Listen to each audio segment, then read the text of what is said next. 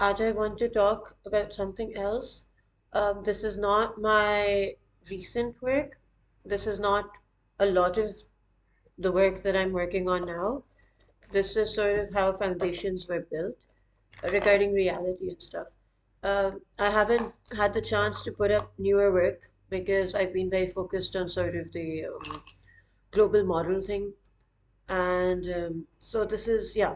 I mean, I have a lot more I wish to share about this, but I'm leaving it to enough of the basics that we could or to be able to try to explain why sentience reform seems important to me.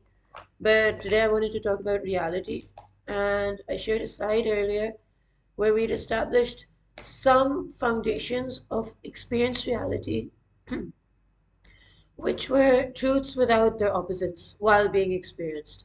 And sorry, no, so they were okay. I'll do my makeup later. They were yeah, and through that we were able to establish how reality is very real, our place in reality is very real, and in some, I think, very important considerations, to some extent it also doesn't seem to matter if to our, let's say, operation within reality, whether it's a dream, a simulation, an illusion, a matrix, whatever, because you in my existing and coming into existence every time I wake into this like complexity of at least duality.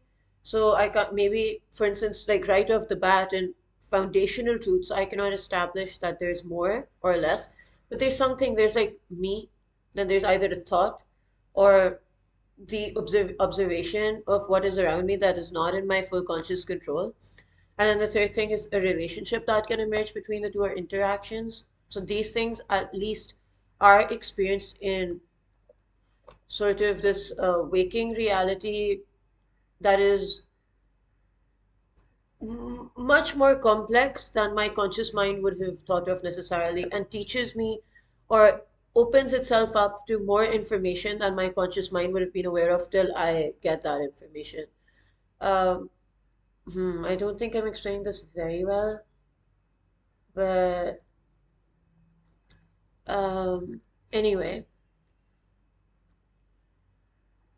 yeah, so as a result, because I am able to exist and I even have the self awareness to be aware of my existence, and so does whatever this is, this substratum of reality or reality itself that can hold the foundations of so much um, experience and to some extent sustained in my experience waking state. And I can say that because I have to exist on a if you accept the premise that I would either have to exist on a substratum of reality to be able to be real enough that I'm experiencing things, and then secondary is that I'm also self-aware, and that what around me emerges also has understandability, patterns, I can engage with it, etc. So I would have to exist on a substratum of reality to be able to exist at all. I write this better than I speak it, but yeah. And then in my existence, I become as real as any other existence, even if I am in base reality or if I'm in some deeper layer of, like, let's say, an illusion or a simulation or etc. And now, because I exist in reality to exist at all, as does my experiencing the world, however it might manifest itself.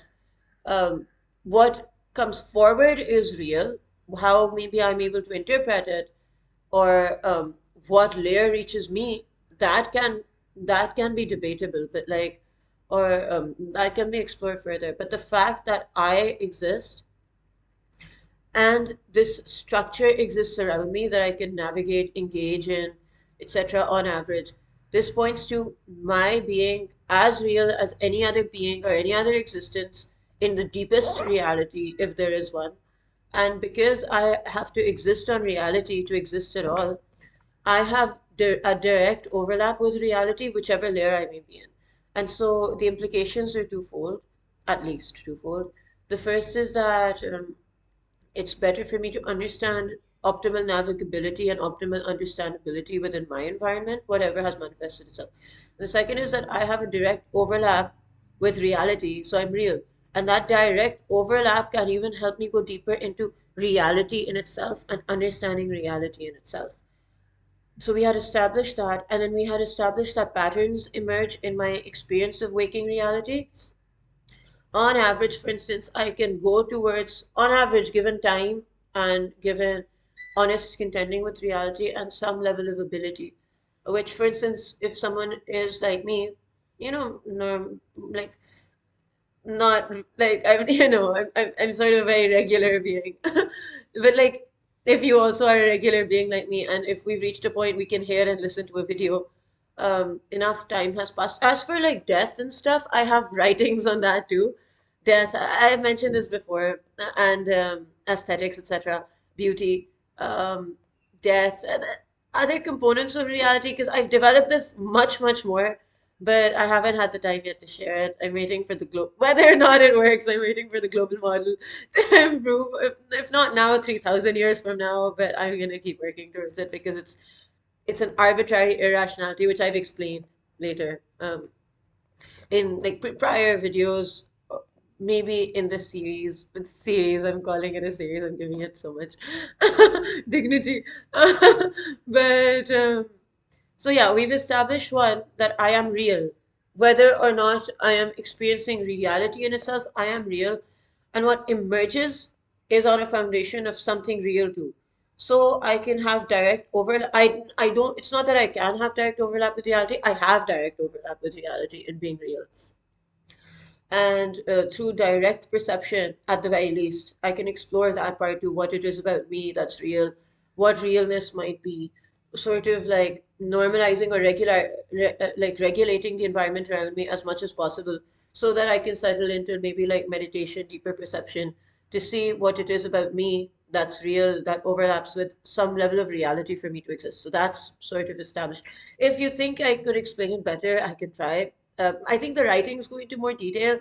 Um, yeah, I've explained before, so I'm not going to explain again that I'm not very good at the video stuff, or like, one-sided public video conversation things.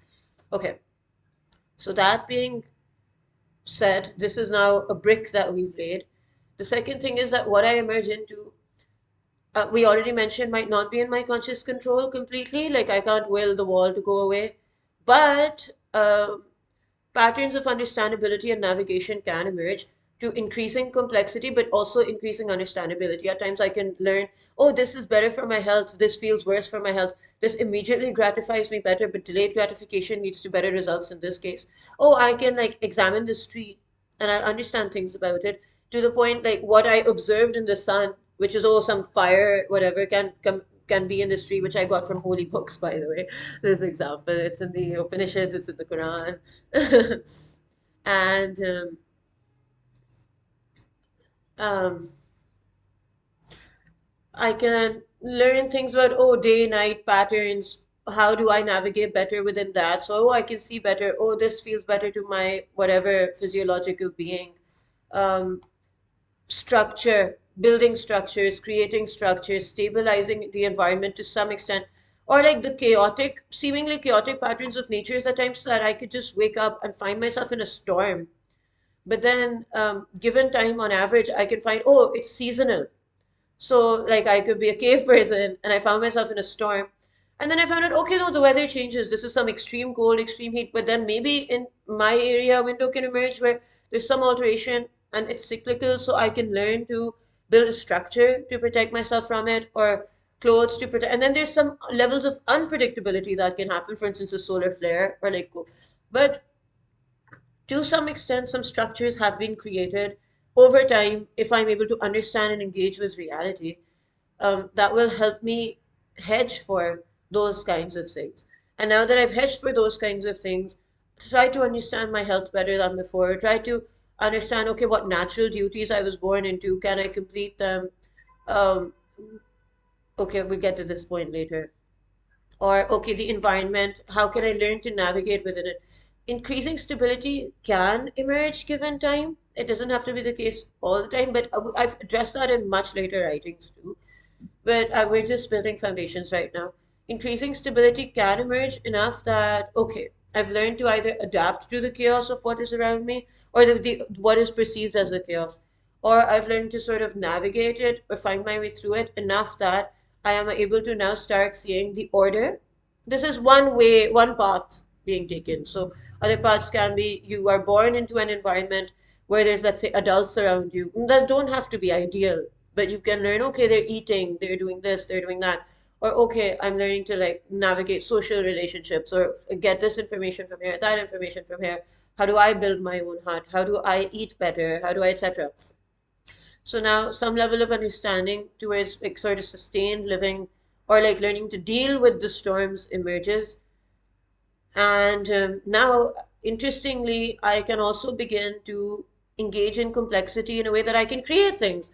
So I can build a house. Now, a structure has come into existence, a better house built with better considerations of like whatever emerges as experience reality will make it secure, stronger against, let's say, weather conditions, against time, etc., or incompatibility, or in sort of harmony with both. And then through this imaginary sort of set of, not imaginary, but like intangible set of laws that I can uncover about physics, chemistry, biology.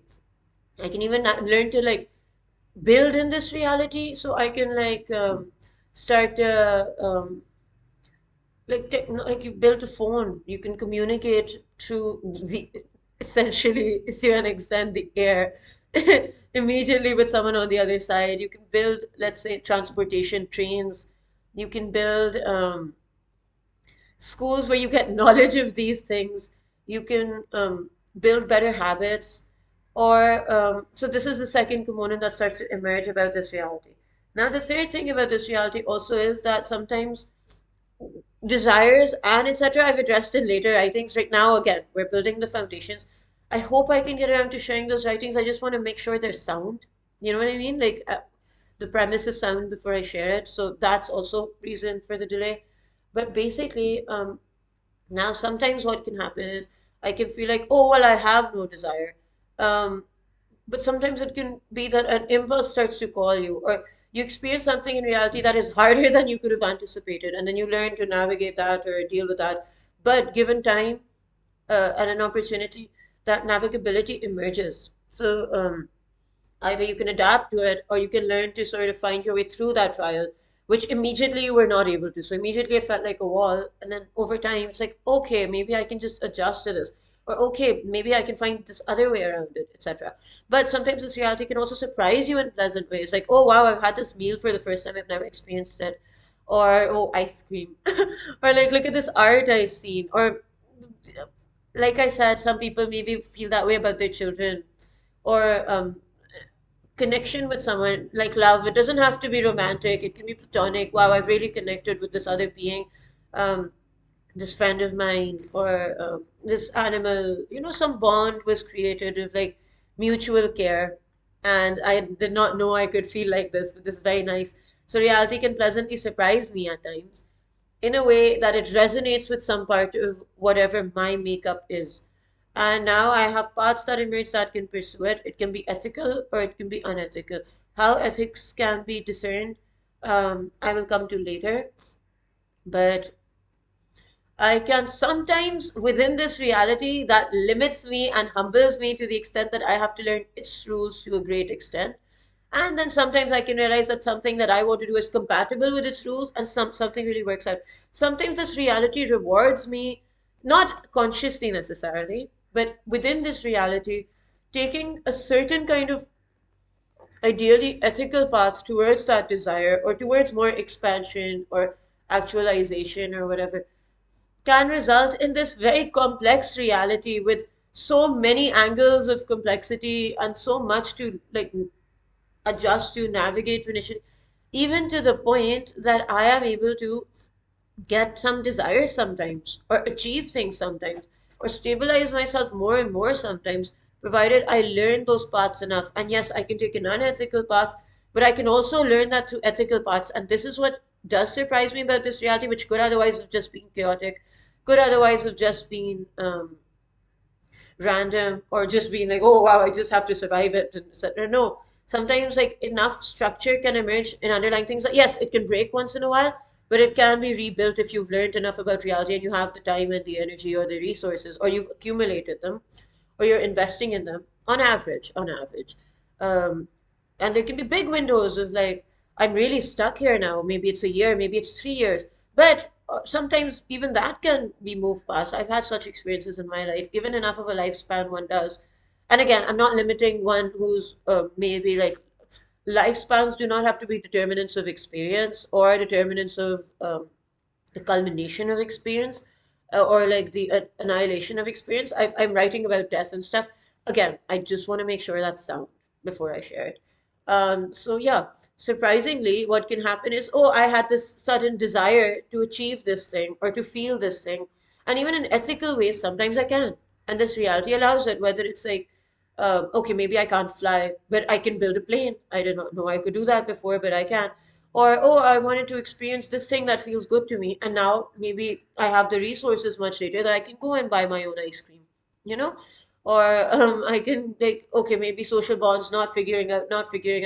Eventually, I get to the point I figure them out. Or I can have even civilizational achievements. So in the hierarchy of civilization, I can find a place, I can find a group, or I can find which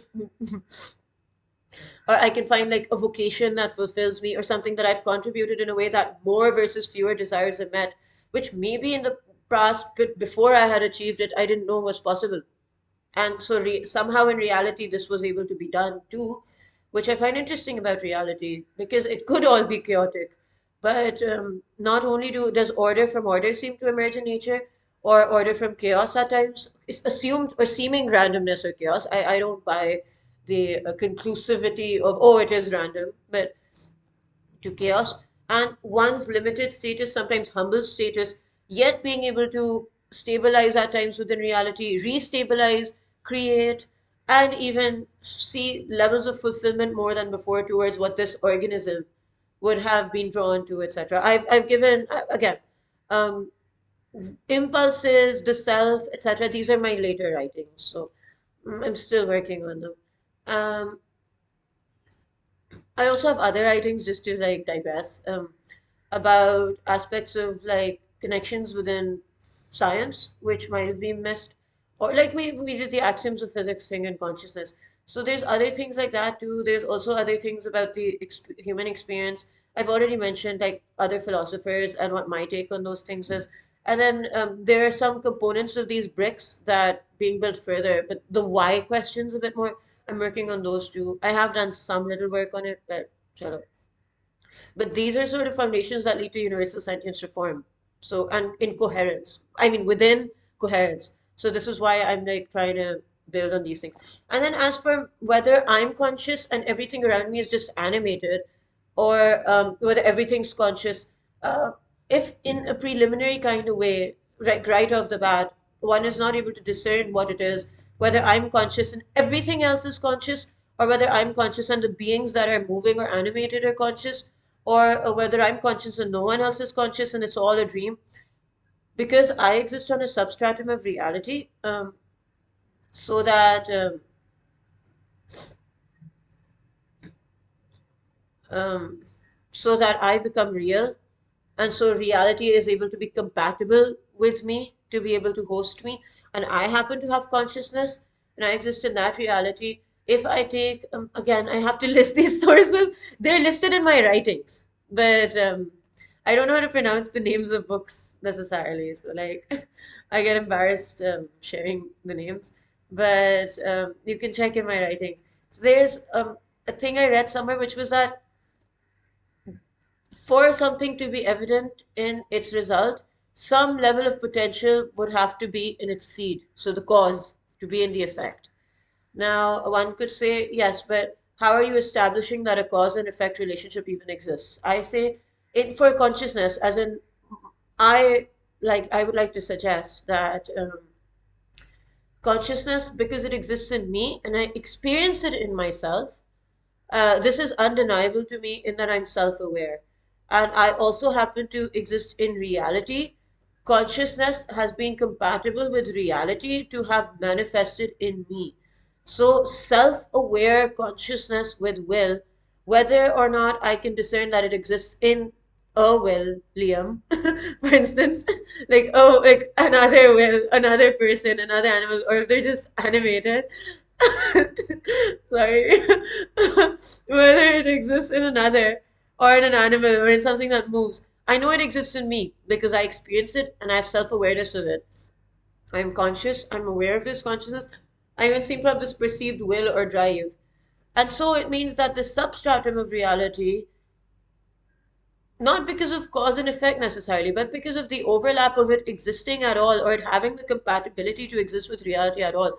It exists on that substratum of reality in some form for it to have emerged in me. So, in that way, I can say that consciousness does not have to be isolated to my being or my organism and is deeper than me into reality. Yeah.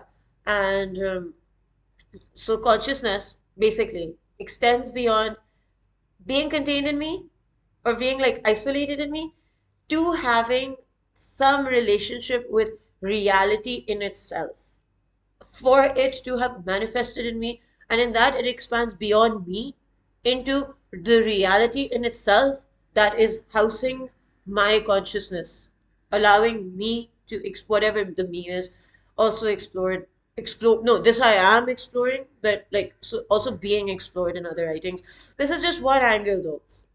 I have several other areas like components of existence and stuff, inferring noumena via phenomenology. So inferring what characteristics of experienced reality emerge, not as in a subjective experience, but even like science or even like reality in it, like reality in its manifesting self. So the form that it's manifesting in, what can be extracted from that in terms of learnings, and what gaps there might have been in knowledge. So such as maybe I would like to suggest the part about consciousness and axioms of physics because its ability to exert influence or control or exert itself over other physical forces such as gravity, etc., to a limited extent while manifested in a human being, and it having a natural source. So a source from nature, not a source that's entirely man-made. Like I took an electric socket and I plugged this person in and they're a machine. Which is also, I'm not denying that that could be conscious. I'm just saying, in the case of a human being, for instance, uh, I can take my example. It emerged from nature. Like the humans were a part of it, but they were not the only part of it. Something from nature also emerged in my physiology and it operates in itself. And they discovered that I happened to be conscious when I was born. And how what a fortunate day for them. No, I'm joking. But and so then I gave the example of Faraday that not all, like one can say yes, but science needs to be quantifiable, but not all science needs to be quantifiable. Initially, science can also be observed or experimented with, and then quantifiability can emerge. So if we create this as a blind spot and mystify it in metaphysics when it exists in reality and it exists in nature and it exerts influence over physics just because it's not familiar to our understanding doesn't mean we can, in my opinion, go into some sort of like creation of gaps regarding it.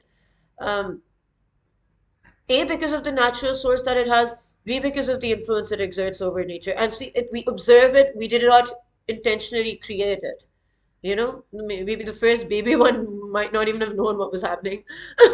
Or like sometimes you're surprised to find out that, oh, well, new life, etc. So it happens through some element of nature too.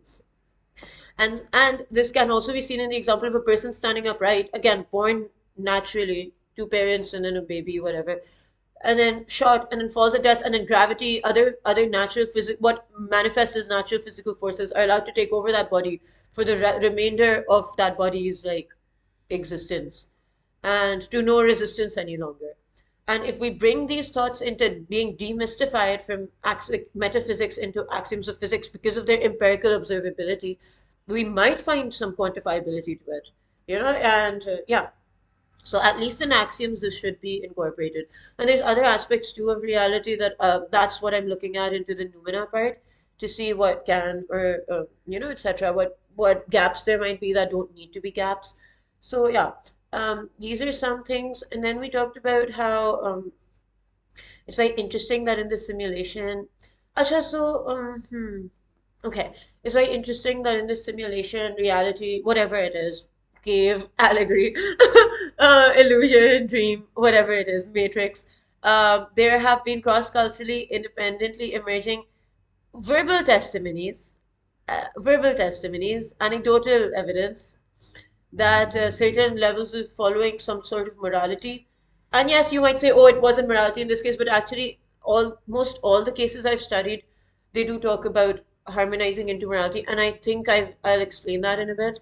But yeah, can lead to certain levels of transcendence more than before, be it neural patterns calibrating a certain way, and so that this reality can be understood better and transcended better. This can even be seen in the form of education. This can be seen in the form of like delayed gratification or like learning curves of experimenting with reality. More understandability than before can lead to, let's say, neural patterns and understandings that can help and not just understand what's going on better or understand the nature of aspects of reality better as much as we are able to within our lens or our tools, but enough that we can even see results from it and we can learn to have a better optimized life through it. But also that a pattern of understandability can emerge. So we cannot necessarily limit our rationality to saying future rationality cannot maybe answer this question. Maybe just a more honest interaction with reality is needed, and like the path needs to be found. We can't put a gate on it or like a roof on it. Um, but yeah, these lineages seem to point to some level of transcendence also, even for the neural patterns. What they seem to say on average, what I've this is in my writings on secularly demystifying the Enlightenment process. The first one was inferring noumena via phenomenology. Okay, so the first one I've already talked about how before we get to the second part, let's just give some preliminaries of the first part. How discreteness was not a surprise to the human experience on average, because most, if not all, human beings have experienced deep sleep naturally, at least at one point in their life. I'm sorry, I'm speaking like it's more, but I will learn public speaking better, I hope, inshallah.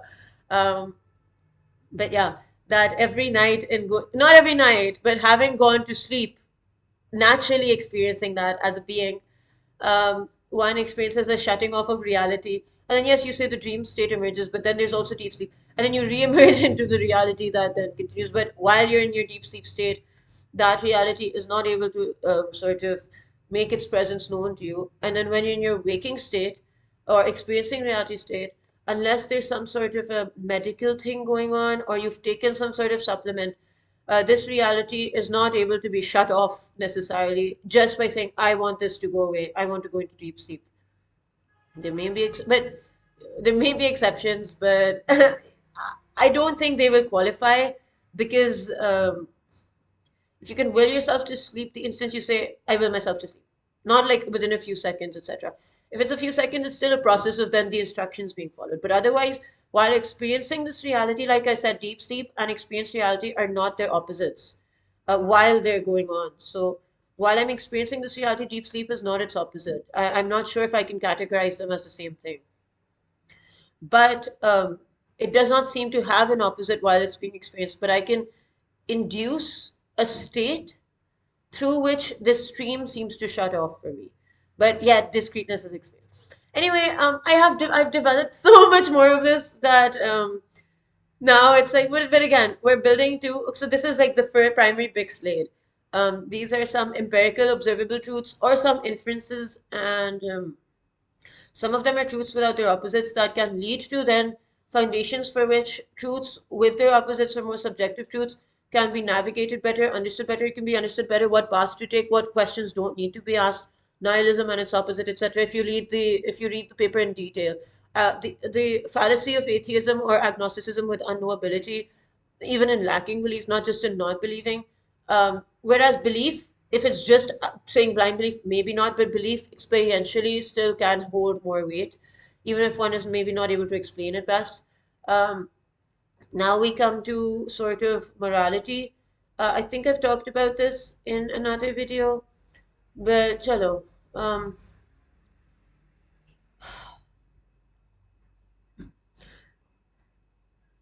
how to discern morality, we can, I'll explain that later.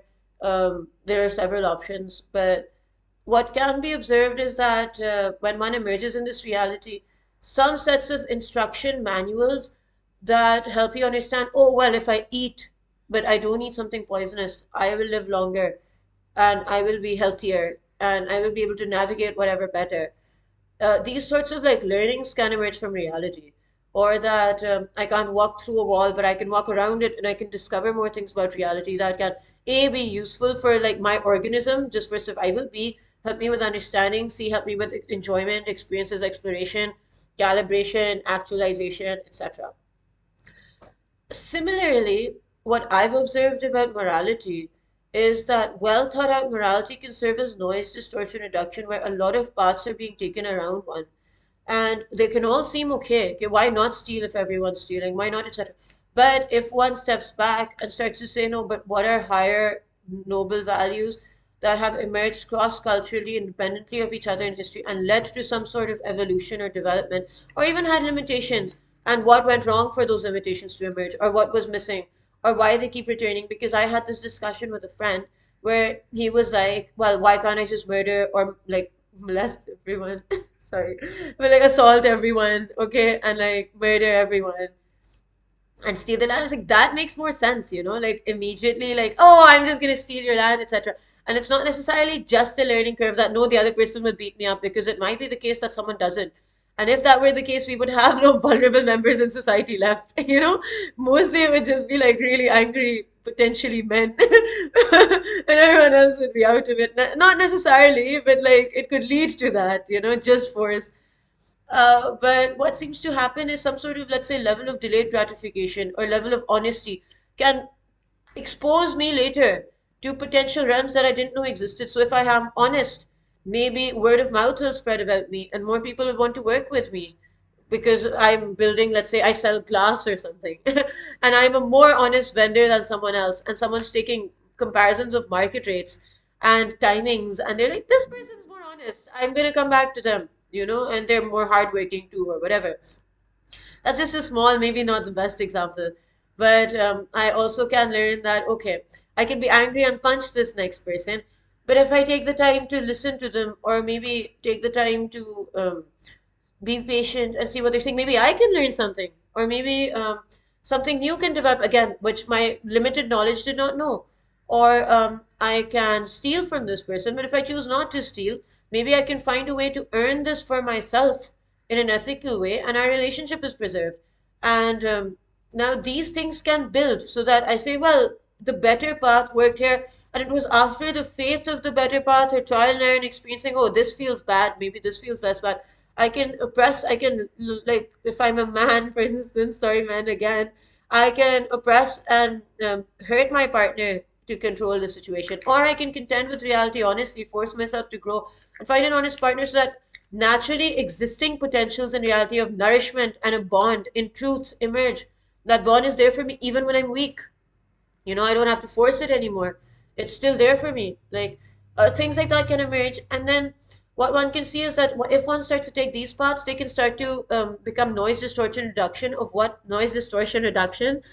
what paths are better and what paths are worse. So you have to speak really loudly because the voice otherwise is very low. What paths are better? What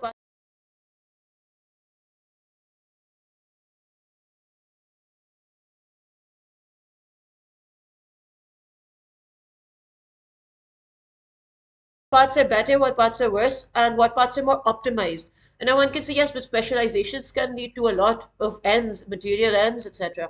Yes, but I would like to suggest or differ in this case, because I would say specializations lead to those results, but not more than those results. So then you're stuck in a material plane of like limited neural patterns, and then what your limited rationality was of the time, you have to keep distortions around you to be able to preserve what you have, and your foundations are shakier in the absence of it. Whereas taking the ethical way can get you all of those results potentially, maybe through other paths, etc. And you know how to rebuild them, and you have that openness in preserving them because they're more established in those underlying truths of reality and its patterns towards more evolved ways. So then there are fewer things that you have to contend with compared to just a specialized path in the absence of morality. Your foundations are more stable and rebuildable, so that you have that openness towards your neural patterns expanding, and you're not needing to defend an illogical sort of distortion based on your prior rationality to be able to sustain what you have.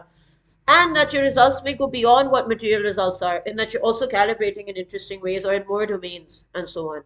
Whereas that does too, but I feel like that reaches not that I feel like it. What I seem to have observed is that reaches its limits beyond a certain point, and this part does not seem to have limits in how much you can calibrate or expand into what you can become, and then all your foundations are more ethical than not.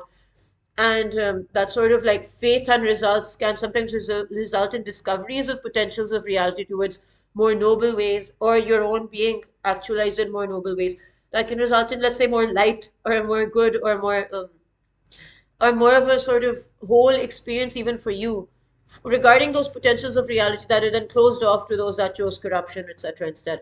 Sometimes even corruption can seem noble, but I'm not talking about, oh, corruption, black and white, etc. But like intent and hurting others and stealing from others, etc. Versus building it organically your own self. Now, how do you? I could explain this much better in the writings. Now, how do you establish morality? You can take your own lineage, your own culture, its highest learnings. If you're not able to figure that out, like I wasn't necessarily, you can do cross-cultural anthropological practical morality, which is another essay of mine after the morality hypothesis. Sorry, I'm speaking in a very funny way. I'm just not used to talking this loud. And so you can see what emerged cross culturally independently of itself, what kept returning, even though force would be attempted or this would be attempted, what helped. Like, for instance, diplomacy can help alongside force, but just force in itself is not necessarily sustainable all the way. Or just primitive evilness, etc., isn't necessarily sustainable all the way. And even barbaric cultures eventually, on average, seem to have got into culture again or literature again, and so on. You can see what emerged, what its limitations were, what built, and then you can see what the higher values are because we can perhaps try to trust that intuition of higher nobility that's been at least experienced in the past and led to good can maybe be a better thing to take than less higher nobility. And you can see what path you can safely take through your conditions, or if you have to be some sort of gray area right now, you can see what you can incorporate safely and then build from there to go towards, and then allow that experience to actualize itself, just like optimal health, just like optimal understanding, navigation, stabilizing within reality, etc. And then we also talked about how nature gives us deception, nature gives us chaos, but nature also gives us stability, or the building of stability, like anthills, etc. And because we're human beings, we have these lessons of 14, again, an arbitrary number, but like roughly 14,000 years of civilization, trial and error, having tried a lot of different ways, seeing the errors of them, realizing, oh, psychology, oh, regulated environments on average can lead to better humans, better experiences of reality, personally experiencing that too, prior natural freedoms actualizing better, etc., even for sometimes other species. So, what then one can start to realize is that because we can never be necessarily the biggest fish, nature will always be the biggest fish, be it solar flares, meteoroids, ice ages, weather, health, natural disasters, etc. Or even like the loose ends that less evolved human nature, or even more naive or less vigilant human nature can create, but also less evolved human nature that's mature about how it would treat each other or how it would treat the environment. That can result in more splinters and loose ends. So, what we can try to do Okay, so what we can try to do then is to, now that we have the abundance of resources that we do have, not just because of natural physical resources or service industries or intangible industries, but also because of the digital age and sort of potential other avenues it's created of resources and abundance. And the learning curves of the past, where we've seen that lesser waste can sometimes lead to more primitive sorts of problems, or vision problems or blind spots, and errors that lead to needless existential risks, threats, and damage. And like I said, we now have an understanding of like the human mind, better regulated environments working better even for some animal species, let alone human children on average, healthier ways to contain than outliers that would remain regardless just because they're biological or environmental, versus more being created due to dysregulation. And we've also established reality is very real. We are very real within it. We come with sort of like traits, so some sorts of natural traits, and then some sorts of like environmental interactions. What And then there's the instability potentially of nature and higher reality. What human beings can do now that we have the chance, we have the lessons, we have future existential threats like artificial intelligence, where if we choose to be chaotic and primitive and cruel needlessly, even to the detriment of our interests, the example I want to give is around September 22nd, 2023 on. We're even signaling to them that we're hedging for we're creating worse outcomes for ourselves and reducing chances of better outcomes and creating more underlying chaos so that all other countries and blocs become more insecure. And even though that innovation would continue regardless, they innovate now in more chaos and more insecurity. And so more errors and more mistakes are possible, more sorts of like needless wars or needless threats, etc., are possible, whereas it could be marginally more regulated otherwise, or and on a foundation of more signaled practical morality and better integration of AI with human beings without the chaos of it, while all humans, without exception, all global citizens, and even other species can become important stakeholders in a way that serves the future better practically, not in, not in incremental ways, but in corrective ways of the errors of the past. And then naivety would not result because we can always have that we can always consider that, for instance, we can cancel out one other possibility, which is that we're not getting contact from potential extraterrestrial intelligence because of the universe being so big, because of our primitive tyranny and evilness, despite, to the point we're incompatible with underlying reality. Because some say, yes, whatever exists in nature, but more than that exists in nature, more than predatory behavior exists in nature. Bonds exist in nature, stability, structures, shelter also exists in nature, the potentials to learn exist in nature, and we've seen even higher values exist in nature, and they can even lead to results of actualized potentials within reality towards betterment, towards better discoveries. So yeah, and more sustainably, whereas other things can fall apart given 100 years or given whatever, this can keep sometimes expanding or like building or be sustained towards good. So I realize it's good to be mindful of the environment. Being mindful of the environment will help preserve my environment longer, for instance. Now, if you say you want to give examples to the contrary, I'm more than happy to discuss this with you because I've thought about this a lot and I've looked into this a lot, and I think I can justify what I'm saying. Um, So yeah, the best thing that we can do now that we have the resources, the learnings, the lessons, having tried different things, having the lessons and what we could extract in utilitarianism of trying different things. So now we don't, now even utilitarianism, I would suggest, is better served by doing the better moral thing without getting naive, without losing vigilance. So that this environment and everything becomes more regulated for all humans and for other species and for the environment and for like future potentials, and so that even naivety will be prevented because if nothing else,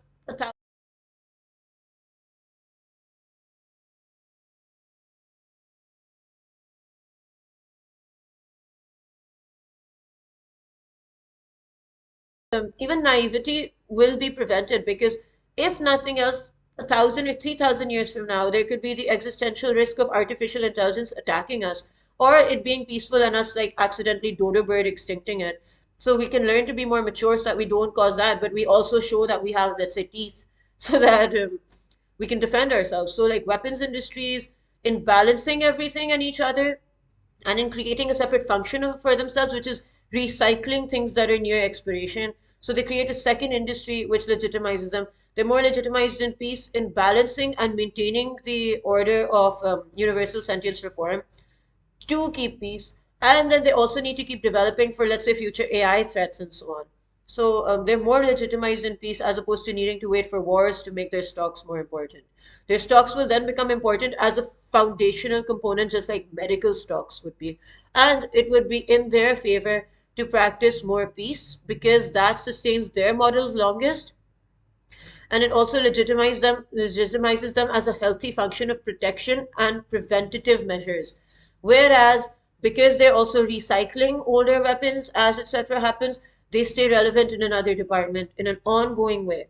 So yeah, and it can be done because it reduces the loose ends of what the current path does, which is that it damages so much that okay, you've preserved your industry, but then for 10 to 20 to 30 years there are stray ends or loose ends that you have to deal with that create more problems, even to the detriment of your societies, your quality of living, your environments, and your place in the world. And you've increased the risk of a war against you every 5 years, every 6 years, to your annihilation painfully. and to no recovery, let alone that there are natural disasters, there is like health issues, there is all of these other things that you have to deal with. Whereas you can be more legitimized as a noble function, and then you'd be, you'd be more regulated, ongoing, and relevant and necessary day to day in peace and in preventing sort of issues and in developing towards being better as defense, which has no cap, which has no ceiling for artificial intelligence or countering that. And yet, us being mature about not needlessly preemptively attacking another or etc., but having good self defense. Self defense, not offense, basically. And self defense, not in that you attack another place or you do false flags, etc. I think these are relics of the past. They're way past their expiration, and they've proved that they lead to too many more problems. They're not for the times. We tried it, we realized it's not right. So now utilitarianism, because of artificial intelligence, because of lessons of the past, because of abundance today, even in digital, etc., and in how small the world's become, to commercial flights, to how connected we can be in an instant, like for instance digitally, and to how diversified talent is now nearly globally, and then future AI threats, as well as like existential threats in general, ice ages, health, etc., point to now utilitarianism, in my view, being taking the higher moral path with vigilance and without naivety, but the higher moral path, the more peaceful path, because peace has practical results, and peace is practically more sound provided these other components are also present. And that leads to universal sentience reform. Universal sentience reform will also preserve, let's say, the status quo, so that those lobbies that are in charge right now, that's why I've given the West, Russia, China, provided they act mature, they get to be sort of the mediating, balancing guardian states, but they're answerable to the people at the end of the day. If they're not doing a good job, other countries can say, sorry, they're not doing universal sentence reform well, we'll replace them and we'll do it better. But otherwise, they're going to have problems with each other all the time, and they can't collude, because otherwise universal sentence reform will report on that, and then others can, the natural function can kick in of replacement and protest. And so, yeah, so there's that risk of that. But if they do a good job, they'll have to balance each other, they'll have to balance other places, and they'll have extraterrestrial 3,000 years down the line threats, etc., to be continually developing safety for. While societies become better, and while rights and standards, not standards of living monetarily, but like human dignity, or even other species and the way they're treated versus treating humans so bad that other species become irrelevant to that human, because that human's so dysregulated that they're like, my child is dying here. So like, yeah, um, we can regulate environments better in natural ways, not in like prior natural freedoms and organic ways, and the lessons of, let's say, psychology, trial and error, etc., towards a better chance at life for all, even if they struggle, a better sort of spread of values towards, okay, doing the noble thing, doing the honest thing. Money doesn't have to be the only thing, for instance. um, then outliers that will remain, that will be biological, environmental, they'll be more healthily or more humanely contained, and there'll be less of them because more people will have the chance to be more regulated. Struggle doesn't have to be a bad thing. Corruption, incoherence, cruelty against, let's say, civilians, citizens, etc., that has to be a bad thing. But otherwise, discipline, that sort of stuff is okay. And sort of human rights. So you can dress however you want. If you're liberal, you can stay that way. If you wish to be conservative, because that's your culture, that's your. But is the person's right respected? Is their safety respected? Is there chance to sort of be a whole human being in other ways respected, so that they can be nourished and actualized into this reality in a better way? These are things that places can work on and report on, and then guardian states can be responsible.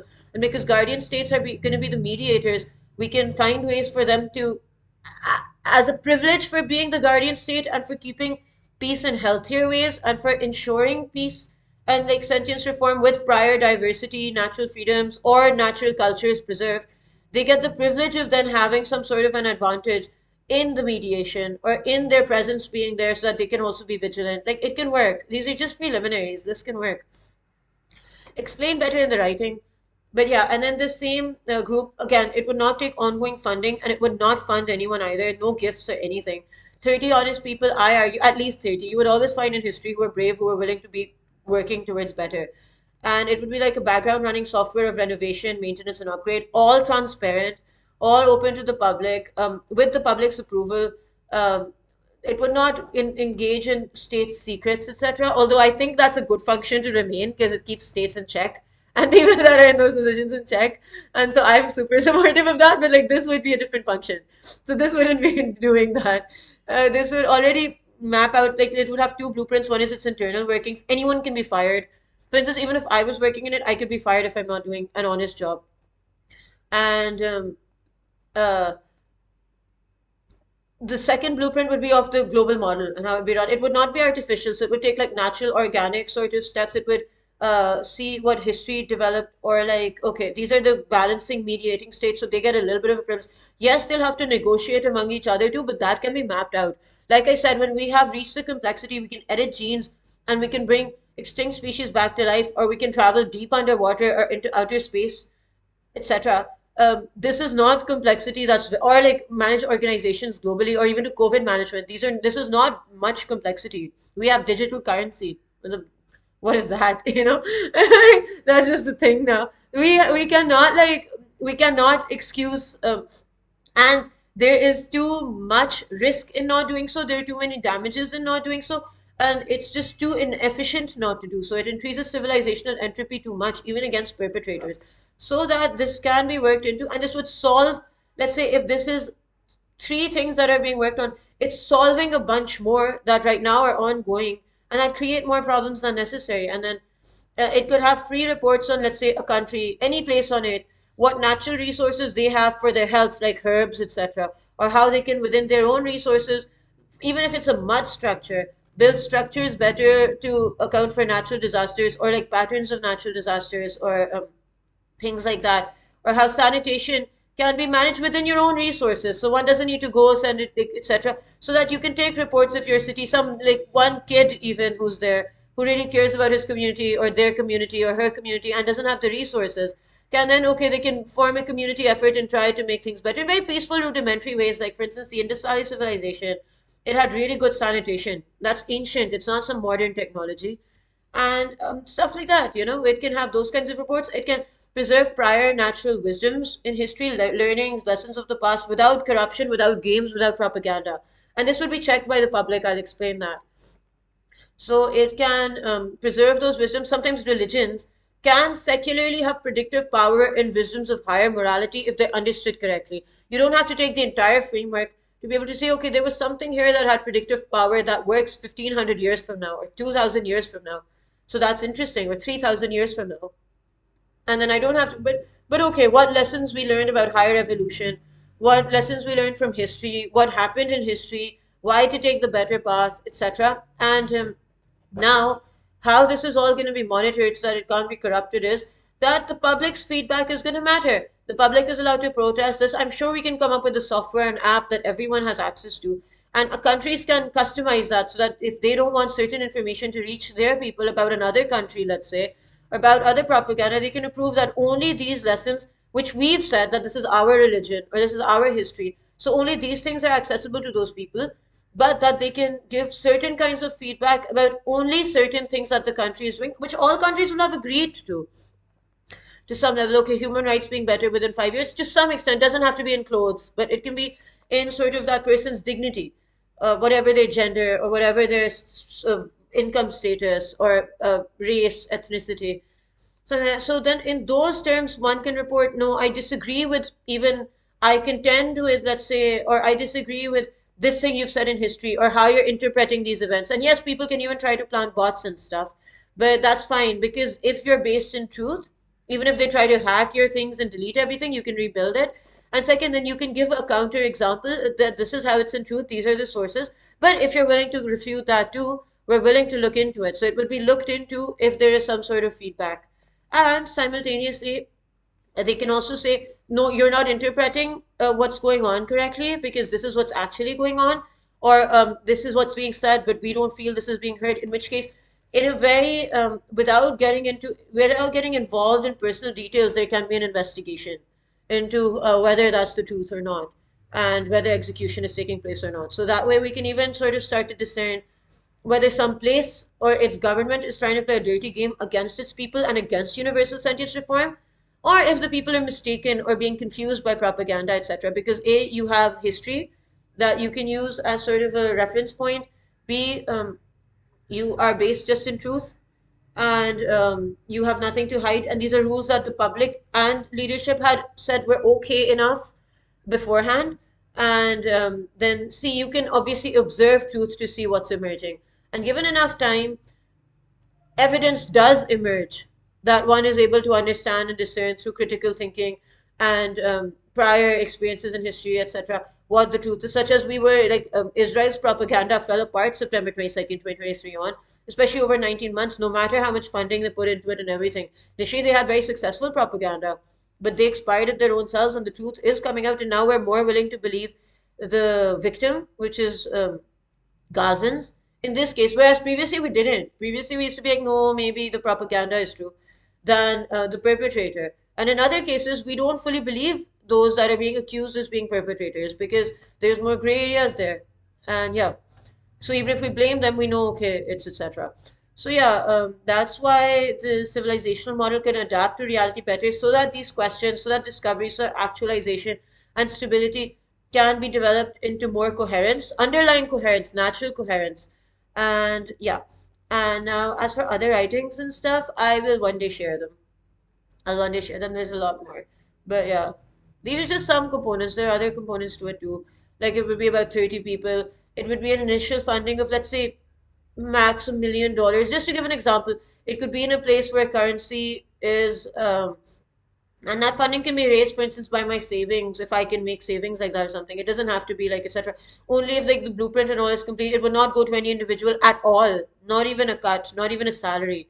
It would just go into a body so that it can be diversified into the safest investments globally, enough that, let's say, 30 salaries can come forward, and that can be in a place where currency allows for standards of living and less salaries, because okay, we're going for less of a budget, and 30 honest people who want to work, who want to help the world, you'll find, and who are willing to be honest and brave and not compromise, you'll find at any point, I would argue, in history. So yeah, we can do that, and then there can be volunteers beyond that, and some that sort of ongoing, sustained self-funding would result in some level of, let's say, rudimentary software, or like a little office and 30 salaries and a currency that is compatible with more returns for, let's say, exchange rates, etc. And yeah, and functions would be well mapped out in advance. So the blueprint, etc., the two blueprints, all individuals would be held accountable. The masses would be the real people that were empowered, and they would be heard. Otherwise, the function won't matter. But when they are heard, this function works very well for leadership, for people, and for civilization being balanced. And it's the three components basically. They're all in one, and states can issue notifications. I mentioned this too. So, for instance, if one state feels like there's a dispute going on and the other place isn't willing to listen, what they can do is they can issue a notification with the body to let the public know, listen, we're trying to negotiate. These are our public terms that we can share, and they're pretending that they're negotiating, but they're not. So that the public can know, okay, who to hold more accountable. That way there can be a little more auditing. Beyond that, gray areas of corruption, etc., it might not touch, or it will allow you to phase out of without, etc., reporting on. So that, let's say, your presence in Africa, because Africa is resource rich, it becomes more humane over time, so that you start to care for the people in a win-win kind of way, that your presence is also more legitimized anyway, because you're one of the mediating states, but you're also doing a good job while you're there, and you're caring for the people, and you're allowing their own culture to emerge in a way that your position is more secured. And the exchange can then be that, yes, to keep universal sentence reform, we allow their presence as long as they're helping us too, as long as they're benefiting us, etc. These are just preliminary ideas. You don't have to agree with all of it. You're welcome to come up with your own. It just has to be game free. And yeah, and it can be done, and I think it should and must be done, because its absence is very damaging. So its absence is impractical and not strategically sound, but its presence would be sort of a renovative, corrective, sort of ongoing background function. Yeah. Okay. I made a point earlier about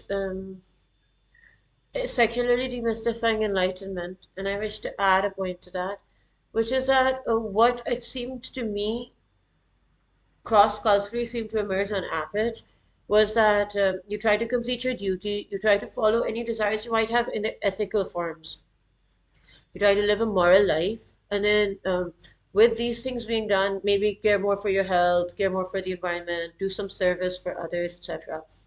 While this is being done, you also start some sort of prayer or meditative practice, so that with your sort of self-regulated let's say, doing these various things, so you start to become regulated into your environment. You also are then able to calibrate and allow your ancient technology of neural patterns and neurons, etc., to calibrate into experienced ongoing reality, let's say through a breathing exercise with virtue as the highest goal. My writings refer to where I got with what saints and lineages uh, I learned these from. I think some are Buddhist, some are Christian, some are Muslim, others too, like lots of them, Hindu, lots of them. Some native beliefs for like the North, even North American native beliefs, just different ones.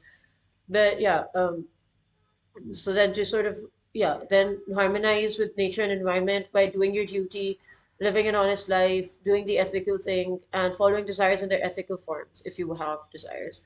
And then some sort of a prayer or meditative practice to allow, let's say, your mind to go towards virtue or towards a highest ideal, praying to a highest ideal that's beyond your conception or beyond your limitations so that you can grow towards the highest.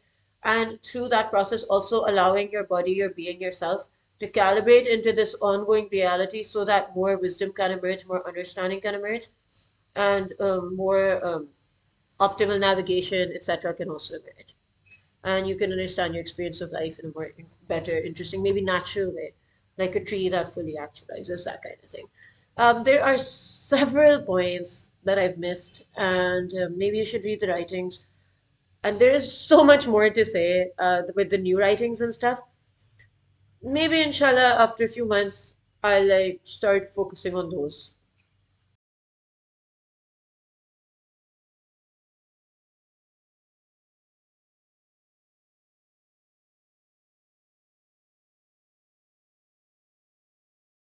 So this video will hopefully address some more aspects of components of reality alongside some that we've established earlier, although I left some out. Um, but chalo, enough, to get started. And I also wish to then like explain how universal sentience reform fits naturally into such, and what is going on right now is incoherent, and that's an error that is incompatible with sort of the history and the learning curves of history, the future and what that's bringing, as well as underlying reality and what it requires more optimally. So, for instance, eating poison is a path I can take. That doesn't mean it's necessarily a good path or a good strategy. And there can be better strategies, so I can eat healthier and I can develop my life better, etc. But I also wish to address, because this is one point I don't add later, which is that if someone says, and I'm sorry, by the way, I have to speak louder because just so that my laptop picks up my voice. So this is going to be a factor in this video. So I can excuse the visuals. Yeah, I get very, I should get this out of the way for my own sake. I get very awkward making these videos looking presentable. So I just feel like it's about the area or the subject, so I should not be like all dressed up or something over it. Which I think is fine when other people do it, but it's just not in my nature to be able to be comfortable with it. Maybe I'll get around to that. I like to sort of be low key doing these things. But anyway, what I wanted to say was, then if someone would say, well, it happened in history or it happened in the past, so we're doing it. Yes, but so did cannibalism, so did irrational witch hunts that would literally put people of any gender on the stake and burn them. So did bad medical practices or a lack of medical practices. A lot of things happen in history. Even like 50 years ago, what might have been the requirement is no longer the requirement now that utilitarianism has also clearly begun needing practical morality moving forward. And I explained that not even begun needing, but now it's become more evident because we have the learning curves of trying other things and realizing, okay, no, these higher things are worth preserving. And if I were to give the example of like the Palestine issue, if the West could have done it in Jordan, where they found leadership and whatever, if they could easily have established an Israel and a Palestine that was Palestinian run, but in the Jordan model over time. And that would have secured the West's interests way better compared to Russia, China, Iran, Syria. And then the West would have not had the blind spots or any place that does bad strategy, even a person like Zionists. Zionists essentially have been kidnapping and raising Jewish children to brainwash and hold hostage for their strategy. But the thing is, then that strategy had to be sound, you know? If that strategy was sound, even colonially or imperially, I would say, okay, but you made a mess. And some errors resulted in blind spots in other areas that led to more loose ends and more errors, and it culminated in the kind of strategy that everyone sees now. Al Qaeda, ISIS, and Zionists. All three hurt Muslims, all three hurt Europeans, and all three hurt Americans and the West. But neither of the, like, none of these three parties hurt each other, you know? So that's interesting. They, in fact, they work together, and that's very interesting. Let alone that now in Israeli and Western media, this error got so far that they celebrated the murderers, the terrorist murderers of American civilians and citizens on American soil on 9/11, which everyone mourns because you cannot do that to global citizens. Taking over Syria, Bashar al Qaeda, who killed Americans, took over. This happened in the Western media and in Israeli media. They celebrated it. That's irrational. It just proves you're not thinking things through. And that now and then, because the early 2000s false flagging in America overlaps with early 2000s issues in Europe, which also was blamed on Muslims, which exacerbates issues locally, because then minorities that might be innocent start to act out too. You know, that they start reacting. They're like, what are you doing in Palestine? Why are you accusing us? Clearly, this is a false flag. And then you destabilize internally, and it becomes a mess, and that becomes easier to compromise. If it were not for Israel's sake, because Israel suffers too, but for the sake of some corrupt people whose pockets get heavier while their foundations, be it Israel, be it the West, they'll fall. And then they'll have to strike a deal with China or Russia or some other place anyway to be able to be like, oh, here, we'll sell the West out and the West secrets out. Let us have whatever, because we've exploited them to this end, that the West and Israel have collapsed. In the West, despite two world wars, had not collapsed to the extent that it's collapsed over Israel's decision making September 22nd, 2023, on squandering a unipolar world which they could have built on. But yeah, so they could easily have done that. They could have smartened their interests in Africa, as I explained in the previous video, how Belgium could have, when Patrice was looking for people because he was in a vulnerable place with a new country, you know, with the situation Congo was in at the time. He was looking for people to work with, and when their ego refused to let them work with him, he said, "Fine, then I'll go to the Soviets." After that, because they kept interfering, and then they had him removed and tortured and etc. But then, not 100 years from then, attempting a poor rendition of overt colonialism way past the expiration of overt colonialism in Gaza, September 22nd, 2023 on, instead of the smarter way, which was the Jordan model, resulted in even all of that getting exposed and those interests being insecure, because then other competing parties can also plant issues there, and then civilians, yes, suffer, but so do your interests. Whereas if you had you taken the opportunity to start to work with the man and be like, yes, we'll help you build this, get a good deal out of it, legitimize yourself and your presence there, you could have had a solid presence in the area, legitimized without as much controversy, where you were profiting, and then your interest would be less exposed, and you would not have gotten to the point you were making blind spots and poor strategy in one area were resulting in errors and blind spots in another area, having to look another way for another area, or allowing false flags, and then the mishandling of management, and then allowing identity politics, accusing one minority or another minority. Sometimes it's Muslims, sometimes it's Jews, sometimes it's seculars, Christians, Hindus, someone, or Zoroastrians, something or the other. It ruins your own societies where you could be the most successful party of the next century. And that would have strengthened the Ukraine cause. Doing something like this would have strengthened the Ukraine cause. You could have done Syria smarter, not having the Al Qaeda overlap. You could have avoided false flags on your own soil, which would hurt your own citizens. And because you are the predators today, some other predator internally can just outplay you, remove you, and start doing it to your children, whatever families you might be right now. And your societies are just worse. We've seen what happens to models when they move away from being inclusive to becoming extractive, for instance. And that's what the West has gone very far into, because of this like Zion terrorist lobby, which is anti-Jew, by the way. Because if you look at their holy book, the only Amaleks in this situation are the Zionists. All others are Abrahamic, be it Jews, be it Muslims, be it Christians. Even seculars have better values than them in that area, and even strategic sense. So yeah, sorry, I just wish to add this part too. Yeah. So universal sentence reform has a case in underlying reality and its requirements, in what the future is bringing, in the lessons of the past and the experimentations of the past, and because the argument that, oh, it happened in history so we can do it now, is not necessarily a sound argument, because in history someone could have hurt themselves in anger and then dealt with the pain for years to come. Empires have also fallen over these kinds of errors. So no, that, or like just their attempt to annihilate and remove all the people in Gaza or something like that's so short-sighted that results in so many problems, so many errors, so many other issues you'll have to create to manage, and you've just made yourself weaker. Whereas had you been a better presence and had Palestine been legitimized, and I don't want this, but I'm saying this could have worked for their strategy, even in the Jordan way. Now they've made a big mess out of all of it, Israel's government, etc.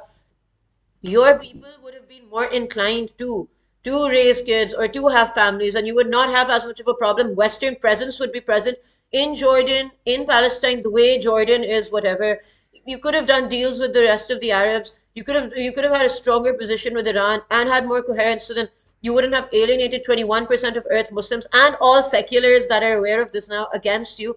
You would have had a smart strategy, and others would seem like they have weaker models. Now others models look more morally sound and look more morally sound in underlying coherence, practical coherence and sense, so that they're creating less stray loose ends, doing not doing the things that you're doing. And there's a reason places that built themselves up again have been avoiding doing things like this, and the place that has had built itself up over whatever of the past, the surprises, etc., and then it even failed over those things, and yet had reached a point that it had developed reforms and whatever in its own societies enough that it had built itself up, is falling and is in a vulnerable position, while they're not in as vulnerable a position, even despite your interference. Even as in your case, there wasn't interference; it was bad strategy in this, like in this situation.